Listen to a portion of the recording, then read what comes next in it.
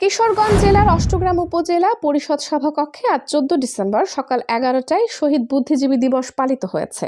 অনুষ্ঠানে সভাপতিত্ব করেন অষ্টগ্রাম উপজেলা নির্বাহী অফিসার সিলভিয়া স্নিগ্ধা ইউনো। আরও উপস্থিত ছিলেন অষ্টগ্রাম উপজেলার সহকারী কমিশনার ভূমি আব্দুল আহাদ, অষ্টগ্রাম থানার অফিসার ইনচার্জ ওসি শোয়েব খান, উপজেলা কৃষি কর্মকর্তা অভিজিৎ সরকার, বীর মুক্তিযোদ্ধা কমান্ডার গিয়াসউদ্দিন, বীর মুক্তিযোদ্ধা আব্দুল হাই, উপজেলা বিএনপির সাংগঠনিক সম্পাদক এস.এম. শাহিন, উপজেলা যুবদলের সভাপতি আনোয়ার হোসেন আনা, উপজেলা জামায়াতে ইসলামীর আমির মাওলানা আশরাফুল হক সহ উপজেলার বিভিন্ন রাজনৈতিক দলের নেতৃবৃন্দ ও সুশীল সমাজের ব্যক্তিবর্গগণ। সভায় বক্তারা বলেন, 14 ডিসেম্বর বাংলাদেশের ইতিহাসের একটি অন্যতম বড় স্মরণীয় দিন। স্বাধীনতার বিজয়ের সূর্যোদয়ের লগ্নে পাকিস্তান হানাদার বাহিনী এবং তাদের দোসররা এদেশের বুদ্ধিজীবীদের হত্যা করেছিল।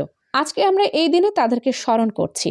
তাদের আত্মত্যাগ ছিল একটি স্বাধীন, স্বনির্ভর এবং ন্যায়ভিত্তিক সমাজ প্রতিষ্ঠিত হবে এই বাংলাদেশে। তারা জাতির জন্য যে কল্যাণ করেছে, যতটুকু কাজ করেছে, সেই কাজটুকু আল্লাহ যেন কবুল করে।